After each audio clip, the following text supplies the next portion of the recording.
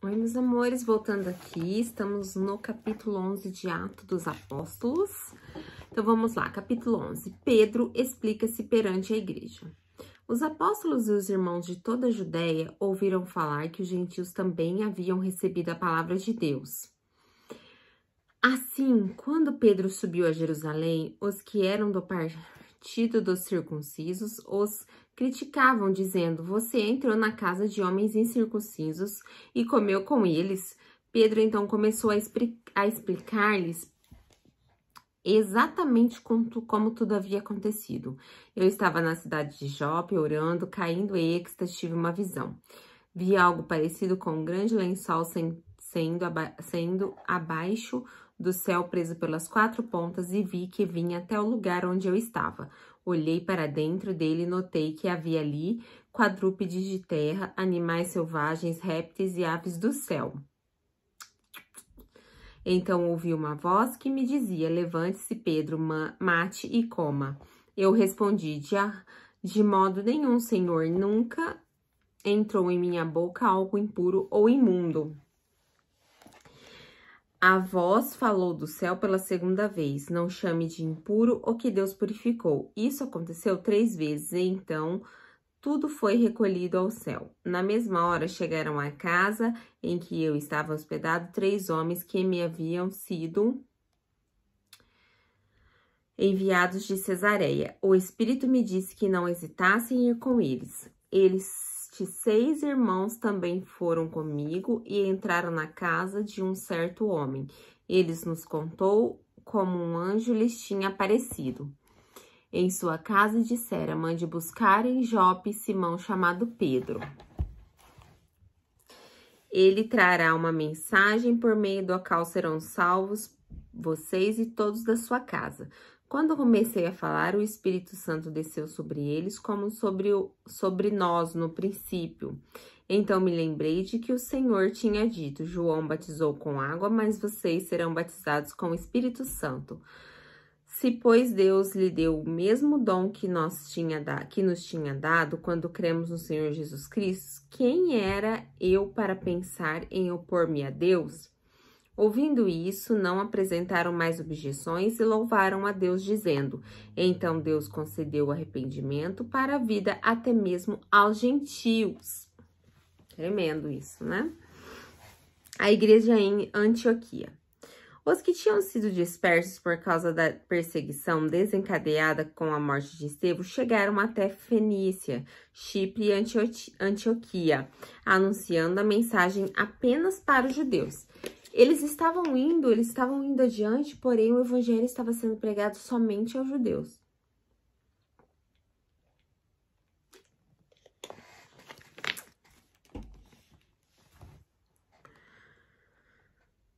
Alguns deles, todavia, cipriotas e sirineus, foram a Antioquia e começaram a falar também aos gregos, contando-lhes as boas novas a respeito do Senhor Jesus.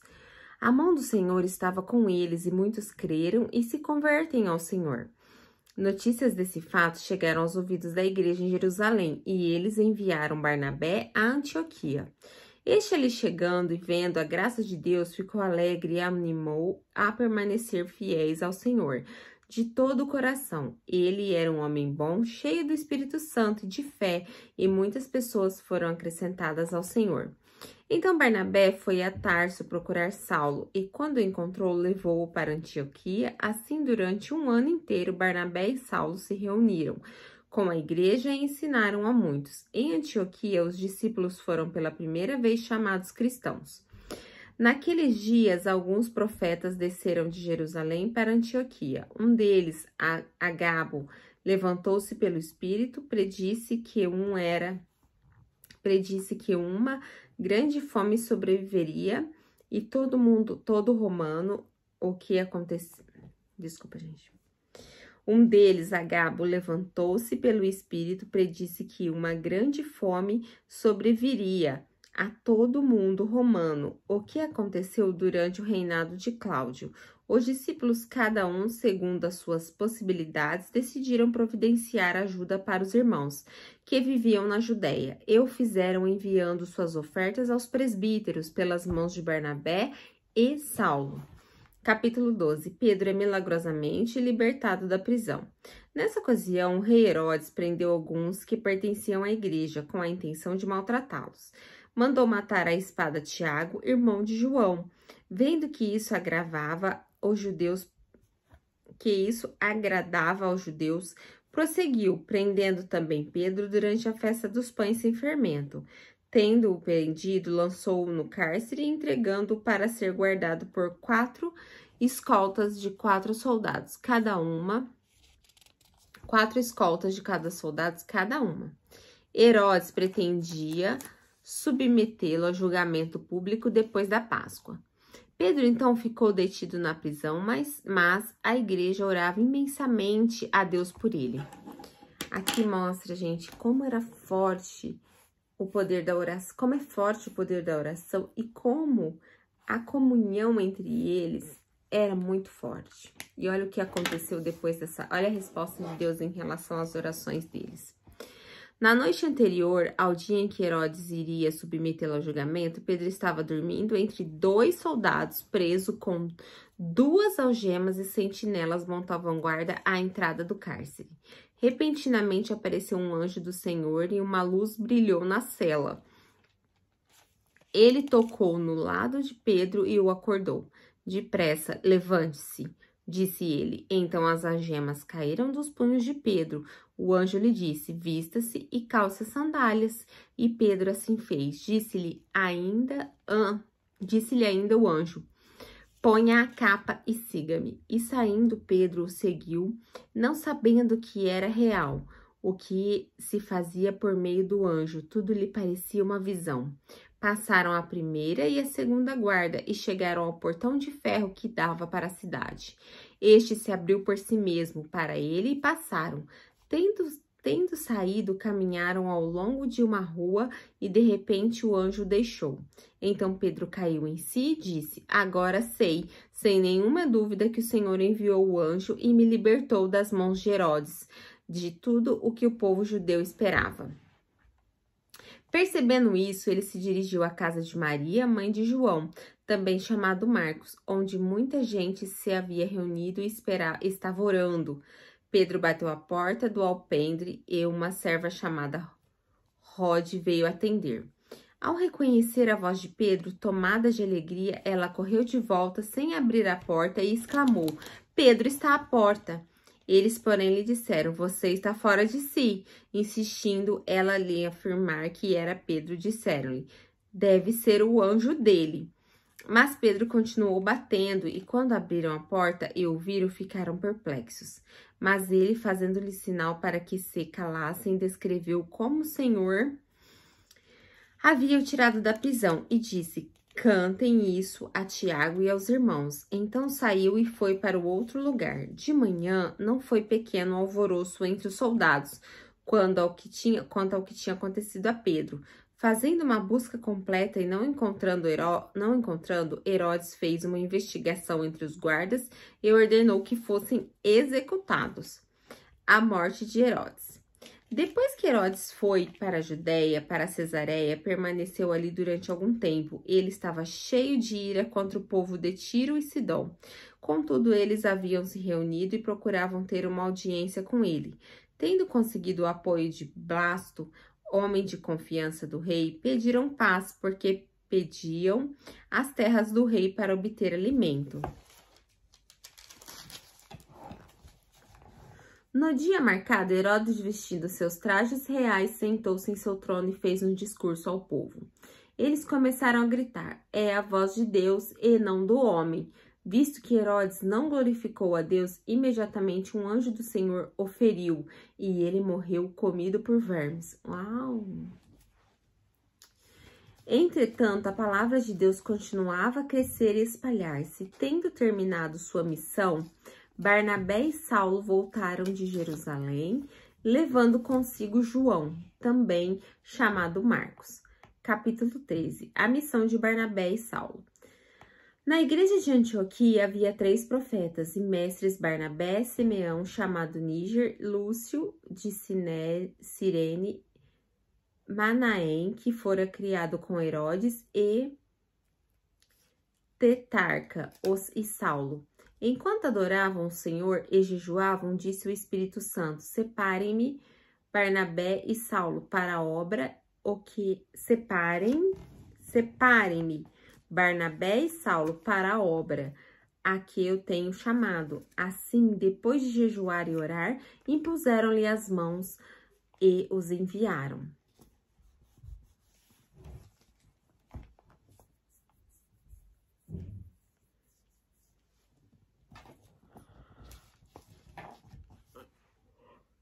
Então, vamos lá. Em Chipre, enviados pelo Espírito Santo, desceram a Selúcia e dali navegaram a Chipre. Chegando em Salamina, proclamaram a palavra de Deus nas sinagogas judaicas. Já estava com eles como auxiliar. Viajaram por toda a ilha até que chegaram a Pafos. Ali encontraram um judeu chamado Bar-Jesus, que praticava magia e era falso profeta. Ele era assessor do procônsul Sérgio Paulo. O procônsul, sendo homem culto, mandou chamar Barnabé e Saulo, porque queria ouvir a palavra de Deus. Mas Elimas, o mágico, esse é o significado de seu nome, opôs-se a eles e tentava desviar da fé o procônsul. Então Saulo, também chamado Paulo, cheio do Espírito Santo, olhou firmemente para Elimas e disse: filho do diabo e inimigo de tudo que é justo, você está cheio de toda espécie de engano e maldade. Quando é que vai parar de perverter os retos do caminho do Senhor? Saiba agora que a mão do Senhor está contra você e você ficará cego e incapaz de ver a luz do sol durante algum tempo. Imediatamente vieram sobre ele névoa e escuridão, e ele, tateando, procurava quem o guiasse pela mão. O procônsul, vendo o que havia acontecido, creu profundamente impressionado com o ensino do Senhor. Em Antioquia da Pisídia. Gente, lembrando aqui que Saulo, né, que são a mesma pessoa, ele era um judeu muito influente. E isso abria as portas para ele entrar nas sinagogas e tá falando a palavra de Deus ali. Então, tudo tinha realmente, assim, um porquê, uma razão, uma importância de Paulo estar nessa situação que ele estava para pregar a palavra do Senhor. Em Antioquia da Pisídia. De Pafos, Paulo e seus companheiros navegaram para Perge, na Panfilha. João os deixou ali e voltou para Jerusalém. De Perge prosseguiram até Antioquia da Pisídia. No sábado entraram na sinagoga e se assentaram. Depois da leitura da lei e dos profetas, os chefes da sinagoga lhes mandaram dizer: irmãos, se vocês têm uma mensagem de encorajamento para o povo, falem. Pondo-se em pé, Paulo fez sinal com a mão e disse: israelitas, os gentios tementes a Deus, ouçam-me. O Deus do povo de Israel escolheu nossos antepassados, exaltou o povo durante sua permanência no Egito. Com grande poder os fez sair daquele país e os aturou no deserto durante cerca de 40 anos. Ele destruiu 7 nações em Canaã e deu a terra delas como herança a seu povo. Tudo isso levou cerca de 450 anos.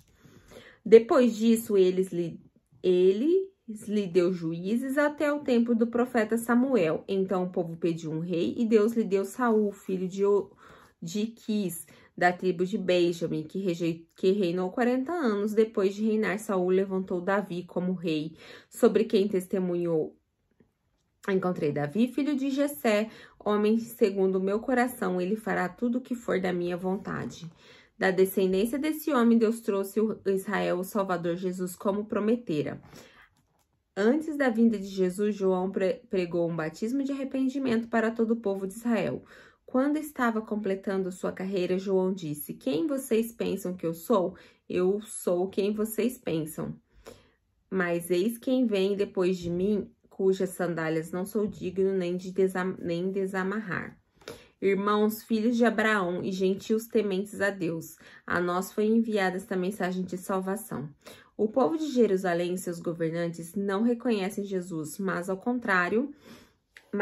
condená-lo, cumpriram as palavras dos profetas que são lidas todos os sábados, mesmo não achando motivo legal para uma semelhança.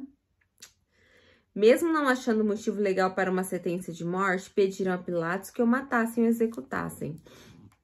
Tendo cumprido tudo o que estava escrito a respeito dele, tiraram-lhe no madeiro e colocaram no sepulcro. Mas Deus o ressuscitou dos mortos e muitos dias foi visto por aquele que tinham ido com ele da Galiléia para Jerusalém. Estes agora são testemunhas de Jesus para o povo. Nós lhe anunciamos as boas novas, o que Deus prometeu aos nossos antepassados. Ele cumpriu para nós, seus filhos, ressuscitando Jesus, como está escrito em Salmos 2. Tu és meu filho, eu hoje te gerei. O fato de que Deus o ressuscitou dos mortos, para que nunca entrasse em decomposição, é declarado nessas palavras. Eu dou a vocês as santas e fiéis bênçãos prometidas a Davi. Assim ele diz noutra passagem: não permitirás que o teu santo sofra decomposição. Tendo isso, Davi, servido a propósito de Deus em sua geração, adormeceu, foi sepultado com seus antepassados e o seu corpo se decompôs. Mas aquele a quem Deus ressuscitou não sofreu decomposição. Portanto, meus irmãos, quero que saibam que mediante Jesus é proclamado o perdão dos pecados a vocês. Por meio dele, todo aquele que crê é justificado de todas as coisas das quais não podiam ser justificados. Pela lei de Moisés, cuidem para que não aconteça o que disseram aos profetas. Olhem, escarnecedores, admirem-se e pereçam, pois nos dias de vocês farei algo em que vocês jamais creiam, se a vocês fosse contado. Quando Paulo e Barnabé estavam saindo da sinagoga, o povo os convidou a falar mais a respeito dessas coisas no sábado seguinte. Despedida a congregação, muitos dos judeus, os estrangeiros piedosos, convertidos ao judaísmo, seguiram Paulo e Barnabé. Estes conversavam com eles, recomendando-lhes que continuassem na graça de Deus. No sábado seguinte, quase toda a cidade se reuniu para ouvir a palavra do Senhor.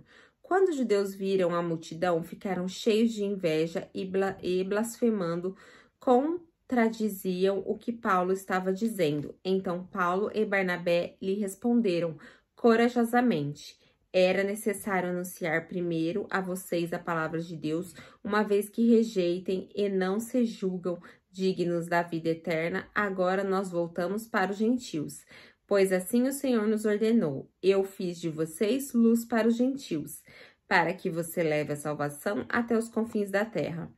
Ouvindo isso, os gentios alegraram-se e bendisseram a palavra do Senhor, e creram todos os que haviam sido designados para a vida eterna. A palavra do Senhor se espalha para toda a região, mas os judeus incitaram as mulheres religiosas de elevada posição e os principais da cidade. E, provocando a perseguição contra Paulo e Barnabé, os expulsaram de seu território. Estes sacudiram o pó de seus pés em protesto para eles e foram para o Icônio. Os discípulos continuavam cheios de alegria do Espírito Santo. Quer dizer, eles eram negados pelos próprios judeus, mas os gentios aceitavam eles. E sabe o que eles faziam diante de tanta negação, de tanta expulsão, de tanta rejeição? Sacudiam a poeira dos pés e continuavam alegres no Espírito Santo. Os discípulos continuavam cheios de alegria no Espírito Santo, ou seja, a rejeição não pode jamais te abalar. Capítulo 14. Em Icônio. Em Icônio, Paulo e Barnabé, como de costume, foram à sinagoga judaica. Ali falaram de tal modo que veio a crer grande multidão de judeus e gentios. Mas os judeus que se tinham recusado a crer incitaram os gentios e irritaram-lhes o ânimo contra os irmãos. Paulo e Barnabé passaram bastante tempo ali falando corajosamente do Senhor, que firmava a mensagem de sua graça, realizando sinais e maravilhas pelas mãos deles. O povo da cidade ficou dividido Alguns estavam a favor dos judeus, outros a favor dos apóstolos. Formou-se uma conspiração de gentios e judeus com os seus líderes para maltratá-los e apedrejá-los. Quando eles souberam disso, fugiram para as cidades licaônicas de Listra e Derbe e seus arredores, onde continuaram a pregar as boas novas. Quer dizer, por mais que eles eram rejeitados, eles não paravam, nada era capaz de parar eles. Em Listra e em Derbe. Em Listra havia um homem paralítico dos pés, aleijado desde o nascimento, que vivia ali. Sentado, nunca tinha andado. Ele ouvira Paulo falar. Quando Paulo olhou diretamente para ele e viu que o homem tinha fé para ser curado, disse em voz alta: levante-se e fique em pé. Com isso, o homem deu um salto e começou a andar. Ao ver o que Paulo fizera, a multidão começou a gritar em língua liacônica: os deuses desceram até nós em forma humana. A Barnabé chamavam Zebu e a Paulo chamavam Hermes, porque era ele quem trazia a palavra. O sacerdote de Zeus, cujo templo ficava diante da cidade, trouxe bois e coroas de flores às portas das cidades, porque ele e a multidão queriam oferecer-lhe sacrifícios. Ouvindo isso, o apóstolo Barnabé e Paulo rasgaram suas roupas e correram para o meio da multidão, gritando: homens, por que vocês estão fazendo isso? Nós também somos humanos como vocês e estamos trazendo boas novas para vocês, dizendo que se afastem dessas coisas vãs e que se voltem para Deus, o Deus vivo, que fez o céu, a terra, o mar e tudo o que nele há. No passado, ele permitiu que todas as nações seguissem os seus próprios caminhos. Contudo, Deus não ficou sem testemunho. Mostrou sua bondade, dando-lhe chuvas dos céus e colheitas no tempo certo, concedendo-lhe sustento com fartura e um coração cheio de alegria. Apesar dessas palavras, eles tiveram dificuldade para impedir que a multidão lhes oferecessem sacrifícios. O povo, ao invés de reconhecer o poder de Deus, estava reconhecendo que eles eram os deuses por estarem realizando os milagres. Então, alguns judeus chegaram de Antioquia e de Icônio e mudaram o ânimo das multidões. Apedrejaram Paulo e o arrastaram para fora da cidade.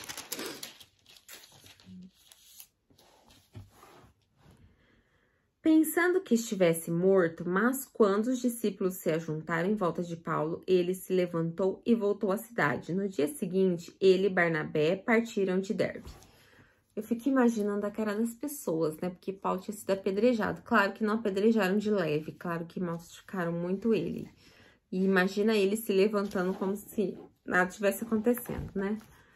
O retorno para Antioquia da Síria. Eles pregaram as boas novas naquela cidade e fizeram muitos discípulos.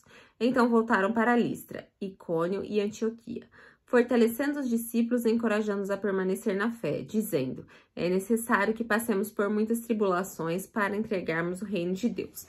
E isso até hoje, né, gente? A gente vê aí muitos missionários que perdem a vida. Até hoje parece algo assim absurdo, mas eles pregam em lugares onde o evangelho é totalmente proibido e eles estão lá arriscando a vida. Paulo e Barnabé designaram os presbíteros em cada igreja, tendo orado e jejuado. Eles os encomendaram ao Senhor, em quem havia confiado. Passando pela Pisídia, chegaram a Panfilha e, tendo pregado a palavra em Perge, desceram para Atália. De Atália navegaram de volta a Antioquia, onde tinham sido recomendados à graça de Deus para a missão que agora haviam completado. Chegando ali, reuniram a igreja e relataram tudo o que Deus tinha feito por meio deles, como abrir a porta da fé aos gentios, e ficaram ali por muito tempo com os discípulos. Eu vou parar por aqui no capítulo 15 e a gente continua no próximo vídeo, para não ficar muito longo, porque esse capítulo é bem grande. E Paulo, e assim, o que a gente vê é que eles eram totalmente, tipo, destemidos, não existia nada capaz de pará-los. Eles estavam eles tinham absorvido tanto a graça de Deus, o poder do Espírito Santo dentro da alma deles, que eles eram apedrejados, eles eram rejeitados, mas muitos eles conseguiam converter. Muitos deles conseguiam falar do reino e as pessoas conseguiam absorver.